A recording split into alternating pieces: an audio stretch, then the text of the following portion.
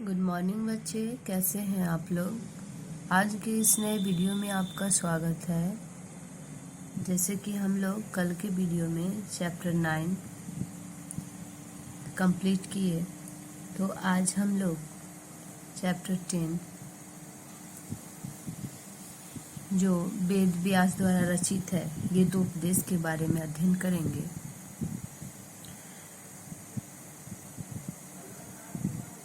महर्षि वेद व्यास का जन्म आज से लगभग 5000 वर्ष पहले तन्हाई जिला के दमौली ग्राम में हुआ था। ठीक है, जो अब नेपाल में है। ठीक है, महर्षि वेद व्यास का जन्म आज से लगभग 5000 वर्ष पहले तन्हाई जिला के दमौली ग्राम में हुआ था, जो अब नेपाल में है। इनका पूरा नाम महर्षि कृष्ण देवपायन वेद व्यास था। ठीक है, महर्षि कृष्ण देवपायन वेद व्यास महाभारत ग्रंथ के रचयिता थे। महाभारत ग्रंथ का लेखन, ठीक है, क्या कहा गया कि वेद व्यास महाभारत ग्रंथ के रचयिता थे।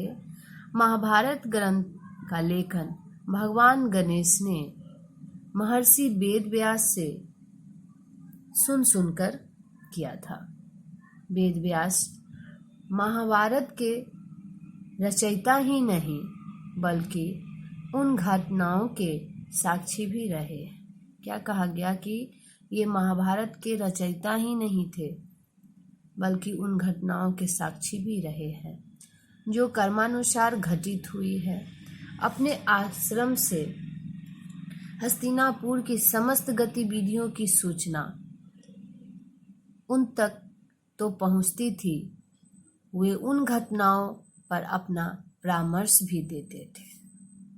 ठीक है, क्या कहा गया कि अपने आश्रम से हस्तिनापुर की समस्त गतिविधियों की सूचना उन तक तो पहुंचती थी और वे उन घटनाओं पर अपना परामर्श भी देते थे। जब जब अंतद्वंद और संकट की स्थिति आती थी, माता सत्यवती अपने विचार विमर्श के लिए कभी आश्रम पहुंचती तो कभी हस्तिनापुर के राजभवन में आमंत्रित करती थी।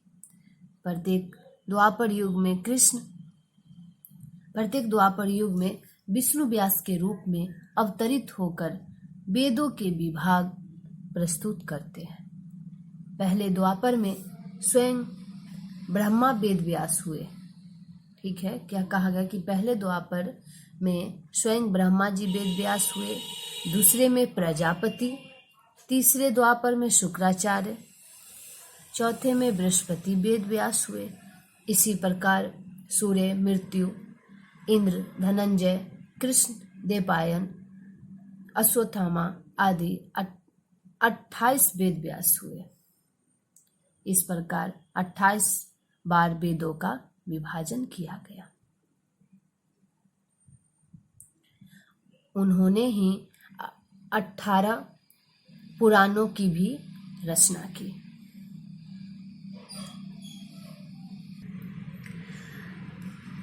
क्या कहा गया कि प्रस्तुत पाठ वेद व्यास कृत महाभारत पर आधारित है। इसमें बच्चों को धर्म के अनुसार कर्म करने का उपदेश दिया गया है।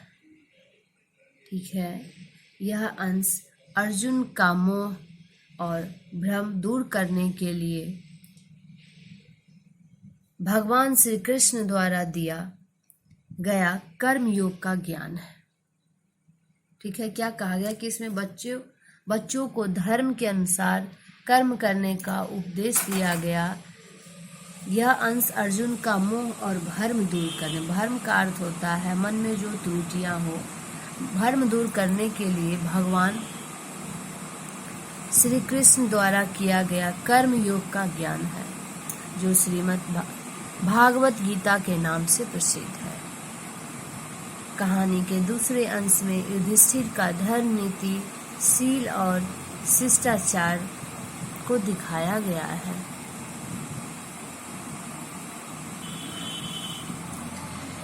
प्रातःकाल ही कुरुक्षेत्र की रणभूमि में कौरवों और पांडवों की सेनाएं आमने सामने डटी थी। ठीक है, कौरव सेना के आगे थे, उनके प्रधान सेनापति भीष्म और पांडव सेना के आगे थे। क्या कहा गया कि प्रातःकाल कुरुक्षेत्र में रणभूमि में कौरवों और पांडवों की सेना आमने सामने डटी थी। कौरव सेना के आगे थे, उनके प्रधान सेनापति कौरव सेना के आगे थे, उनके प्रधान सेनापति भीष्म और पांडव सेना के आगे थे। अर्जुन, जिनके रथ का संचालन भगवान श्री कृष्ण कर रहे थे।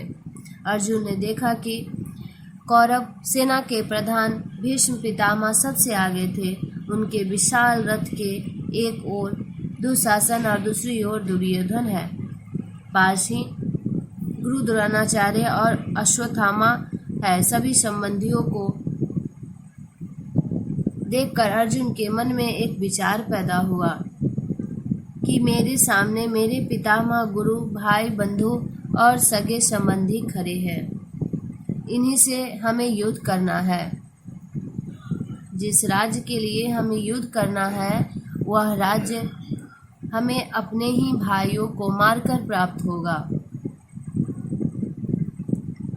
प्रियजनों की मृत्यु से स्त्रियां विधवा हो जाएगी, बच्चे अनाथ हो जाएंगे।